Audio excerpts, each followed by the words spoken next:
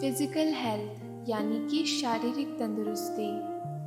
हम सभी ज़्यादातर इसी को अपना स्वास्थ्य मानते हैं, लेकिन ये और दूसरे फैक्टर्स पर भी निर्भर करता है, जिसके बारे में हम विस्तार से चर्चा करेंगे।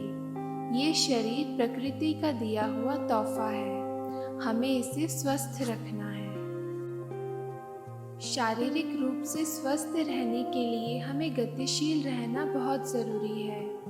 योगा, प्राणायाम, आसन, साइकिलिंग या स्विमिंग करने से शरीर में बीमारियों का चांस कम रहता है। जो लोग पूरी तरह से स्वस्थ हैं, उन्हें भी आधा घंटा योगा या कोई एक्सरसाइज अवश्य करनी चाहिए। जो लोग ऑफिस में काम करते हैं, जहां ज़्यादा चलना फिरना नहीं होता, उन्हें अपने दिनचर्या में से कम 1 घंटा निकालकर एक्सरसाइज आदि करना चाहिए।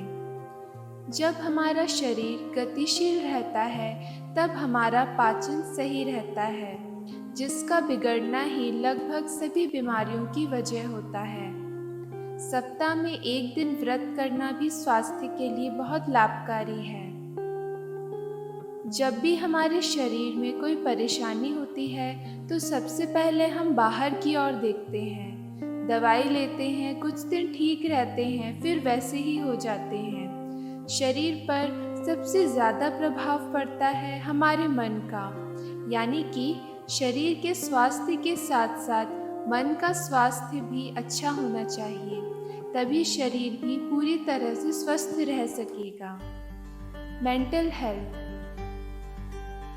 यानी कि मानसिक स्वास्थ्य। अब ये मन हमारे स्वास्थ्य पर कैसे असर डालता है, चलिए समझते हैं। हमारे मन में अलग अलग विचार उत्पन्न होते हैं। उन सभी का कुछ न कुछ असर ना सिर्फ हमारे अपने शरीर पर होता है, अपितु हमारे आसपास के वातावरण पर भी होता है। आप ये तो जानते होंगे कि जब हम घर पर खाना बनाते हैं और जो हम मंदिर के प्रसाद लेकर आते हैं, इन दोनों में कितना अंतर होता है। दोनों एक ही तरीके से बनते हैं, लेकिन प्रसाद को खाने के बाद मन बहुत शांत हो जाता है। कई बार तो ये भी सुनने में आता है कि प्रसाद खाने से बीमार व्यक्ति भी ठीक हो जाता है। हमारा मन जब सकारात्मक विचार करता है, यानी कि ज़्यादातर समय शुभ अच्छा सोचता है, तो वो अच्छी तरंगें सबसे पहले हमारे ही शरीर में जाती हैं और उनका असर शरीर में दिखता है। जो सेल डेड हो गए हैं, वो फिर से जग जाते हैं। जहाँ कहीं ब्लॉकेज है, वो खुलने लग जाता है। और जब हम चिंता या तनाव में होते हैं, मायूस होते हैं, तो इसका असर भी हमें देखने को मिलता है।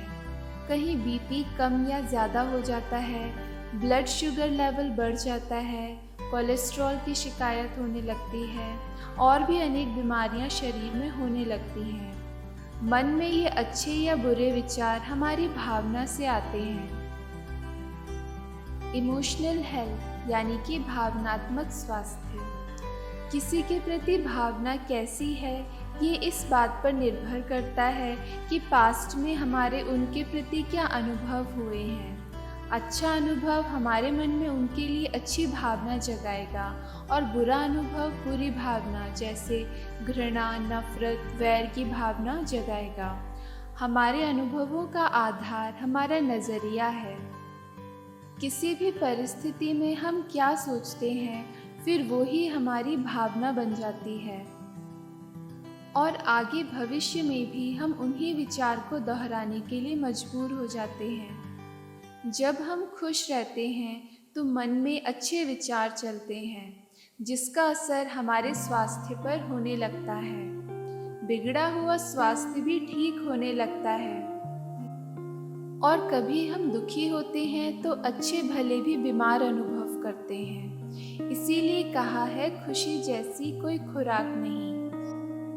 किसी वस्तु, व्यक्ति, प्रकृति के प्रति हमारा नज़रिया कैसा है, ये निर्भर करता है हमारे आध्यात्मिक स्वास्थ्य पर, यानी कि स्पिरिचुअल हेल्थ। आध्यात्मिक स्वास्थ्य सिर्फ इस बात पर निर्भर नहीं करता कि आप कितनी बार मंदिर जाते हैं कितना समय पूजा करते हैं, कितने व्रत रखते हैं, जबकि ये इस बात पर भी निर्भर करता है कि आपका संग कैसा है। कहा गया है, जैसा संग वैसा रंग। संग सिर्फ व्यक्ति का ही नहीं, बल्कि हम क्या देखते हैं, सुनते हैं, ऐसे बहुत सारे फैक्टर्स पर भी निर्भर करता है। सबसे श्रेष्ठ संग है परमात्मा का। परमात्मा प्रेम का सागर है, शांति का सागर है, आनंद, शांति, शक्तियों का सागर है। तो जब हम उनकी याद में रहेंगे, दुनियादारी निभाते हुए उन्हें अपनी यादों में साथ रखेंगे, तो ऐसा श्रेष्ठ संग और कोई नहीं हो सकता। इससे हमारी भावना बहुत ही ऊंची हो जाएंगी, जिसकी वजह से हमारे विचार श्रेष्ठ होंगे और श्रेष्ठ विचारों का प्रभाव हमारे शरीर को स्वस्थ बनाएगा। यानी कि जब हम आध्यात्मिक तौर से मजबूत होंगे, तब हमारी भावना अपने आप श्रेष्ठ होने लगेगी, जिसका असर हमारे मन पर पड़ेगा और मन भी सकारात्मक विचार ही करेगा, जिसकी वजह से हमारा शारीरिक स्वास्थ्य भी सही रहेगा। तो देखा आपने कैसे अध्यात्म हमारे तन, मन और भावनाओं से जुड़ा हुआ है।